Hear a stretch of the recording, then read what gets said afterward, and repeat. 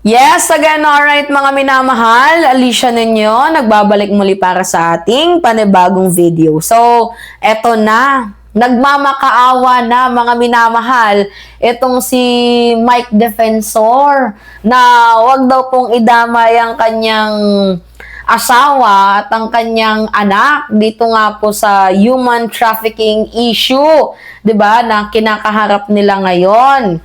Paano ba naman kasi may nalalaman ka pa noon na when you point a finger at someone, there are three fingers pointing back at you. 'Di ba? Ano sa Tagalog noon? Sa bawat daliring tinuturo mo sila, tatlo ang nakaturo pabalik sa'yo. Oh, parang nangyari lang, bumalik lang sa'yo yung sinabi mo ngayon dito sa interview, nagmamalinis siya.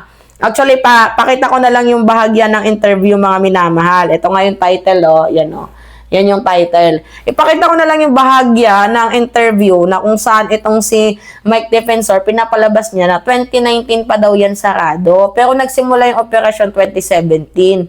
Aray mo, panahon ni Digong. Kaya pala hindi masita-sita.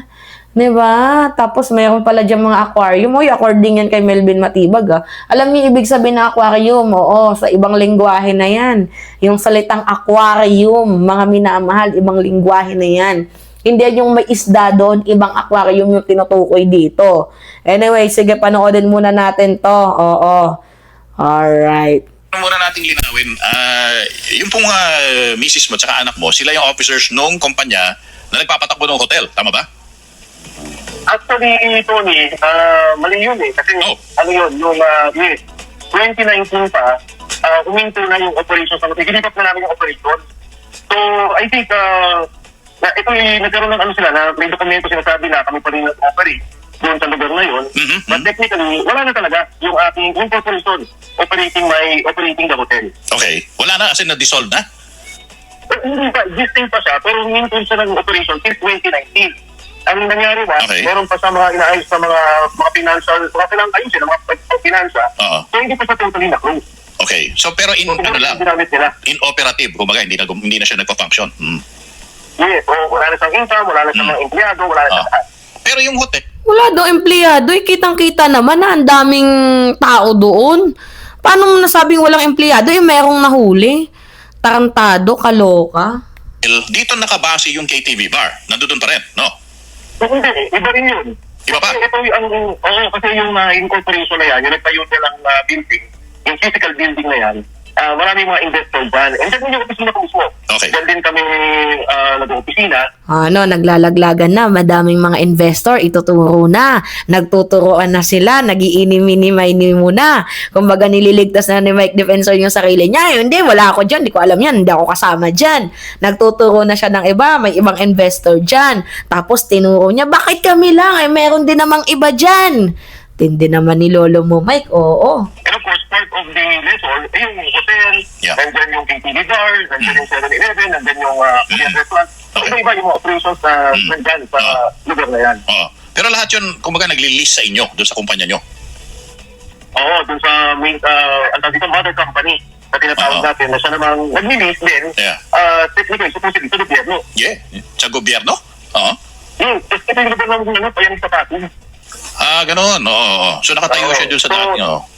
Pero yung structure dyan, yan yung maraming mga pumasok, maraming mga nag-invest. At katunayan nga, Tony, Enrique, hindi ko lang masabi, pero may mga kampi din sa administrasyon na katama rin din sa mga nag-invest. Siyempre, di ko siya naman yan. Matagal na rin yan. Wala namang iniisip na politika. Wala namang involvement sa politika. Pero yung KTV bar, hindi pamilya nyo ang may-ari, di ba? Hindi kami yung may-ari niyan. Kaya yun na, ang ginawa nila dyan, talagang yung kaso na gusto nila, sinasabi na doon sa report, human trafficking at saka drugs. Talagang grabe. And tama yung nabikita kanina, Tony, habang naghintay ako, tama yung ginagit ko, yung KTV first. Lahat na ng hotel, meron yun Pusada. Hindi naman illegal.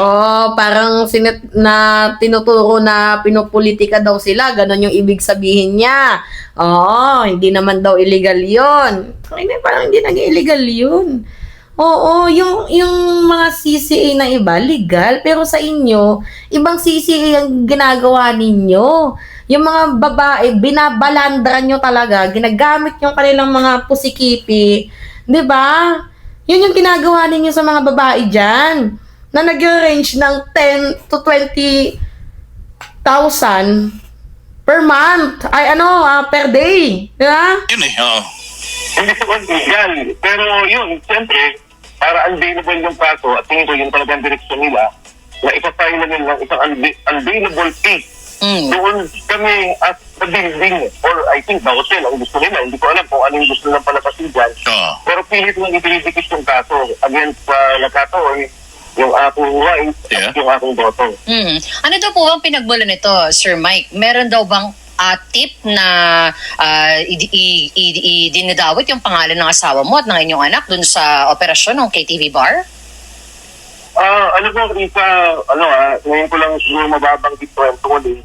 Pangatlong kumpanya na to na ginawa nila ng ganyan. May dalawang kumpanya, yung una, na talaga namang more or less puro family corporation yun, pero may mga iba ring investor, pinara din. Tapos yung isa naman, minority investor ako. Malamang gagawin ng NBI yun. Illegal yun yung mga trabahong yun eh. Yung mga love scams, 'di ba? Yung mga nagbebenta ng hindi naman dapat binibenta. Gawain ng NBI yun. So paano nasabing pinopolitika? Ikaw ang naglagay sa pamilya mo sa politika. Ikaw yung naglagay sa pamilya mo sa sa huwisyo na yan. Kasalanan mo yan. Hindi yan kasalanan namin. Diba? Na maliit yung investment ko, wala pang 5%. Tapos, nila akong presidente, nag-resign naman ako ng January kasi nakita ko na nga itong mga nangyayari. Sigurado nila. Anyway, sa madaling sabi, mga minamahal, pinapalabas niya, hugas kamay siya, wala siyang kasalanan. Ba't ikaw yung nagde-defend sa sarili mo? Ba't wala kang abogado? Tell it to the 18 Marines plus Gutesa, huli na nga, lulusot pa, di ba? Palusot pa, Mike. Dokumento na nga na kayo yung may-ari. Papalusot pa. Matagal ka na nga nagsisinungaling. Paano pa ba natin makikita kung credible ka pa ba or hindi? Matagal ka nang nagsisinungaling eh. Huli na nga sakto, nagdi-deny pa. Ang gusto niyang mangyari, dapat nandun si Julie, dapat nandun yung anak ko kung talagang caught on act diba? Caught on act naman talaga yung nangyari, mga minamahal. Kaya nga wala ng prelims eh. Wala ng preliminary investigation. Wala na yung tinatawag na yung idadaan sa reasonable of certainty conviction. Wala nang ganon. Diretso na siya, caught on act. Huli agad. Oo, pinapakasuhan, huli agad. Diba?